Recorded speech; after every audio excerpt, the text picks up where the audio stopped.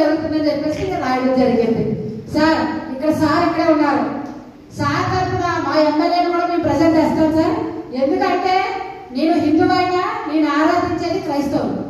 నా ఏసుకుంటే అప్పుడు ఆరాధించాడు. ఎందుకంటే చిన్న ఎగ్జాంపుల్ చెప్తాను. చిన్నప్పుడు 10 years ఉంటుంది నాకు. 10 years ఉండేటప్పుడు నేను ఒక చేపలు మింగేసాను. చేపలు మింగేస్తే ఆ చేపలు నైట్ అంతా తెల్లవారు చాలా ఇబ్బంది పడ్డాను. పోలేదు.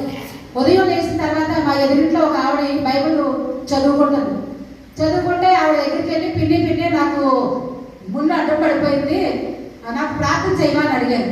ఆవిడ ప్రార్థన చేసి చిన్న బైబిల్ ఇచ్చింది నాకు. ఆ బైబిల్ తీసుకెళ్ళి నా తలగత పట్టుకొని పడుకున్నాను. నేను మళ్ళీ లేచడానికి ముళ్ళు లేదు.